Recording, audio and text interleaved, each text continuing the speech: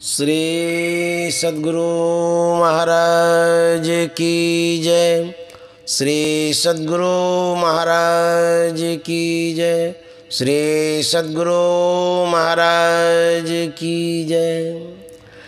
विद्यानंद बाबा best channel पर आपका स्वागत है।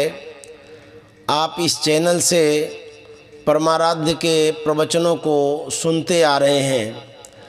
आगे की कड़ी में हम प्रवचन को बढ़ाते हुए पढ़ने जा रहे हैं। इस प्रवचन का स्वर और प्रस्तुति स्वामी विद्यानंद बाबा द्वारा किया गया है। उन्हीं के स्वर में प्रवचन को सुन रहे हैं। सत्संग सुधा वचनामृत भाग तृतीय, संतमत सनातन धर्म है।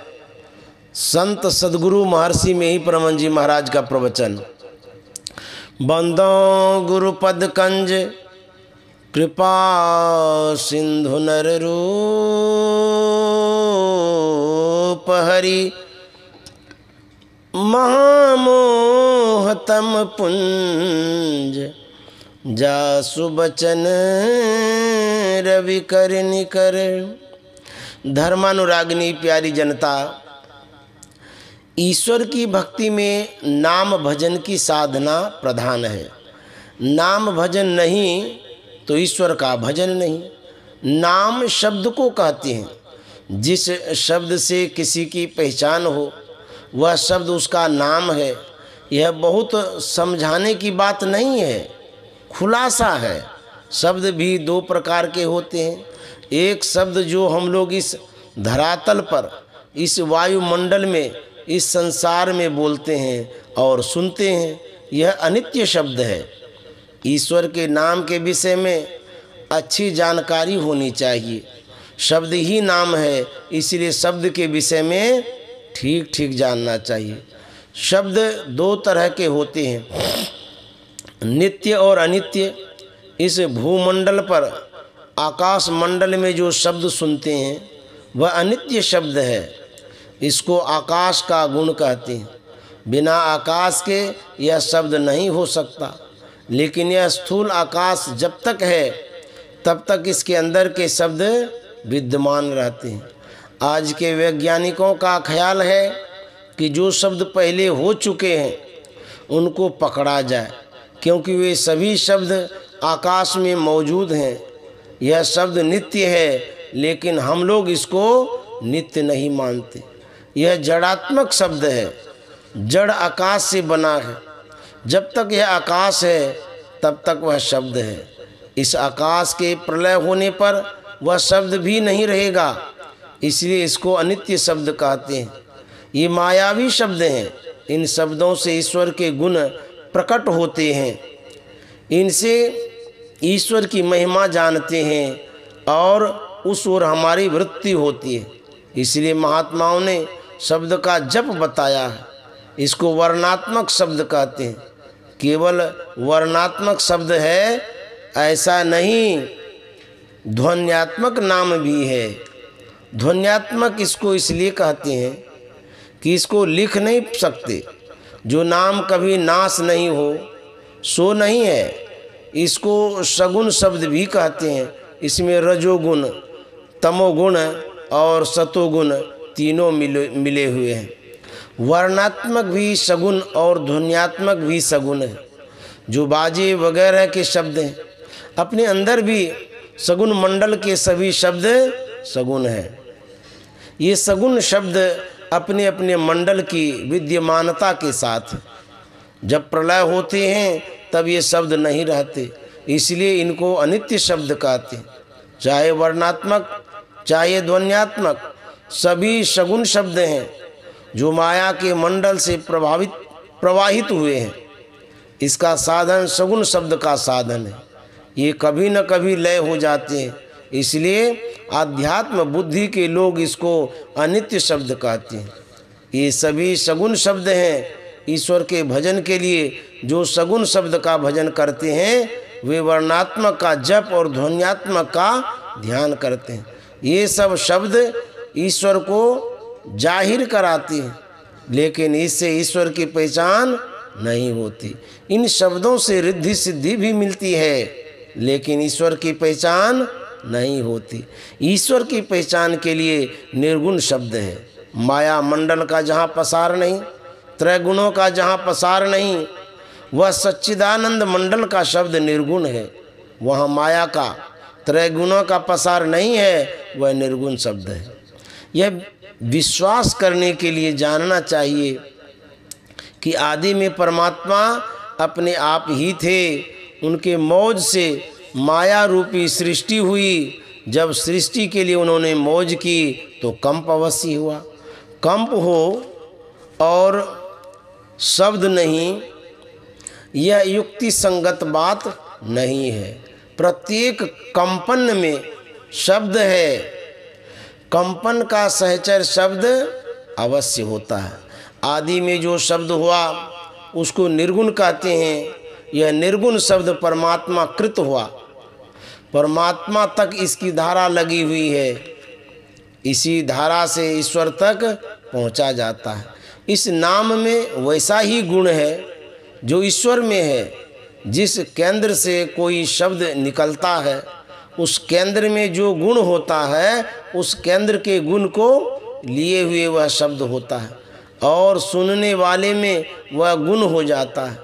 जैसे किसी के गाने में प्रसन्नता का गुण है तो उसको जो सुनता है वह भी प्रसन्न हो जाता है।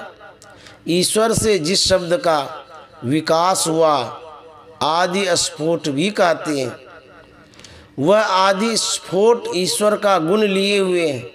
जिसने उसको पहचान लिया है तो उसमें भी ईश्वरीय गुण आ जाता है। इसलिए परमात्मा को जानने वाला जानत तुम्हारी हुई जाए, ऐसा हो जाता है। उसमें वही शक्ति आ जाती है। निर्गुण नाम को बहुत कम लोग जानते हैं। निर्गुण नाम तो क्या, ध्वन्यात्मक नाम को भी बहुत कम लोग जानते हैं। बिना सगुण शब्द के साधन से निर्गुण शब्द पकड़ा नहीं जा सकता। नाम जप सगुण शब्द है। अपने अंदर के सगुण मंडलों के शब्द सगुण हैं। स्थूल, सूक्ष्म, कारण, महाकारण, ये चारों जड़ मंडल हैं। मंडल के केंद्र से धारा प्रवाहित होती है। ऊपर का शब्द नीचे दूर तक जाता है। सूक्ष्म स्थूल में स्वाभाविक ही समाता है। स्थूल मंडल के केंद्र पर सूक्ष्म का शब्द पकड़ा जाएगा। सूक्ष्म के केंद्र पर कारण का शब्द पकड़ा जाएगा। कारण के केंद्र पर महाकारण का शब्द पकड़ा जाएगा। जो साधक भजन करेगा बढ़ते बढ़ते महाकारण के केंद्र पर पहुँचेगा। वहीं पर वह निर्गुण शब्द को पकड़ेगा। वह शब्द सर्वव्यापक है लेकिन पहचान नहीं होगी। यही निर्गुण शब्द ईश्वर तक है, ईश्वर से प्रवाहित है और ईश्वर तक पहुंचाता है। इसलिए निर्गुण निर्मल नाम है। अविगत नाम अवंच नाम रतै सो धनपति और सकल परपंच। संत गरीबदास जी महाराज, इसी निर्गुण नाम से ईश्वर की पहचान हो जाती है। अमृत नाद उपनिषद में लिखा है, अघोषम अव्यंजनम स्वरं च तालुकंठोष्ठ मनासिकं च अरेफ जातम उभयोश्च वर्जितम यदक्षरं नक्षरते कदाचित। यह आदि शब्द है। इसी के लिए संत कबीर साहब ने कहा है, आदि नाम पारस है, मन है मैं लालोह, परसत ही कंचन भया, छूटा बंधन मोह। इसी से ईश्वर की पहचान होगी। संतों को जब इसका प्रत्यक्ष ज्ञान हुआ तो उन्होंने लोगों को इसका ज्ञान दिया। गोस्वामी तुलसीदास जी की रामायण में है, बंदौ राम नाम रघुवर को, हाँ हे तु कृसान भान हिम कर को। राम में रकार, आकार और मकार है। कृषाणु में रकार नहीं रहे तो उसका अर्थ अग्नि नहीं होगा, भानु में आकार नहीं रहे तो उसका अर्थ सूर्य नहीं होगा, और हिमकर में मोह नहीं रहे तो उसका अर्थ चंद्रमा नहीं होगा। यह निर्गुण राम नाम है, उपमा रहित है, गुणों का भंडार है, त्रैगुणों का भंडार भी यही है। मनुष्य भाषा में इस निर्गुण नाम को ओम कहते हैं। ध्वन्यात्मक नाम को और वर्णात्मक नाम को भी जानिए। वर्णात्मक नाम बहुत है, ध्वन्यात्मक नाम भी बहुत है, लेकिन निर्गुण नाम एक ही है। जैसे कावेरी, गोदावरी, ब्रह्मपुत्र आदि नदियां जब समुद्र में मिल जाती हैं तो केवल समुद्र का ही शब्द रह जाता है, इसी तरह सब नाम निर्गुण में मिल जाते हैं। सकल नाम जब एक समाना, तब ही साध परम पद जाना। संत कबीर साहब। एकाग्र मन से जप करना चाहिए। एकाग्रता की शक्ति होने से और काम किया जाता है। विशेष एकाग्रता के लिए किसी इष्ट मूर्ति का ध्यान करते हैं। संतों ने कह दिया एक गुरु मूर्ति का ध्यान करो, कोई प्रतिबंध नहीं है, जिसमें अपनी श्रद्धा हो उसका ध्यान करो। मूर्ति ध्यान में अनेक लकीरें हैं, एक लकीर में कितने ही बिंदु हैं। बहुत से बिंदुओं, बहुत सी लकीरों और बहुत से अंग प्रत्यंगों के योग से मूर्ति बनती है, लेकिन केवल एक ही एक रह जाए, इसके लिए बिंदु ध्यान है। बिंदु ध्यान में पूर्ण सिमटाव होता है। जिस मंडल में पूर्ण सिमटाव हुआ उस मंडल से उसकी गति और आगे हो जाएगी। अचर चर रूप हरि सर्वगत सर्वदा होने के कारण बिंदु भी ईश्वर का रूप है। बिंदु रूप को देखने से पूरी शांति मिलती है, अन्य रूपों में यह शांति नहीं मिलती। हाथ पैर वाले भगवान होते हैं और बिना हाथ पैर के भी भगवान होते हैं। यदि बिना हाथ पैर के भगवान नहीं माने जाते तो शिवलिंग में, शालिग्राम में अंग प्रत्यंग हाथ पैर कहाँ है?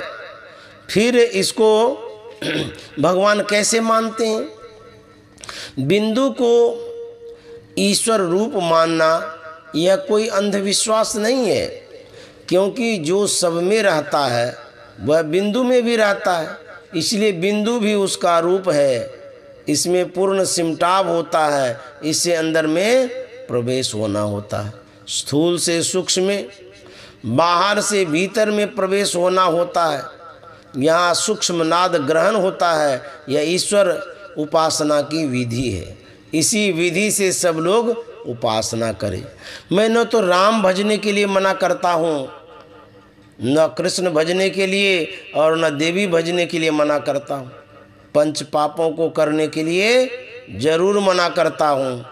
ईश्वर का भजन करो, पाप क्षय हो जाएगा। गुरु ध्यान, सत्संग और सदाचार, ये चार चीज़ें मिलकर संतमत है। संतमत सत्य के साथ है, असत्य के खिलाफ है। यह पुरानी से भी पुरानी बात है। असल में यही सनातन धर्म है। कोई कहे कि सनातन धर्म में बिंदु उपासना, नाद उपासना नहीं है, मूर्ति ध्यान नहीं है, जप नहीं है, कहे जो नहीं जानते हैं वे बिंदु ध्यान और नाद ध्यान का नाम सुनकर नया समझते हैं। यह भजन नित्य करो। मनुष्य के अतिरिक्त नीच योनि में नहीं जाने देगा। यह भक्ति का बीज है। यदि ऐसा नहीं होता तो नाभा दास, रविदास आदि कैसे संत होते। भजन नित्य करो। भजन का संस्कार अपने में लगाना बहुत प्रकार के भय से बचाता है। योग महाभय से बचाता है। योग के आरंभ का नाश नहीं होता, जन्म जन्मांतर पीछे करते हुए अंत में मोक्ष दिलाकर ही छोड़ता है। श्री सद्गुरु महाराज की जय। संत सद्गुरु महर्षि मेही परमहंस जी महाराज का यह प्रवचन महर्षि मेही आश्रम कुप्पा घाट भागलपुर में दिनांक 17 जुलाई 1966 ईस्वी को हुआ था। श्री सद्गुरु महाराज की जय।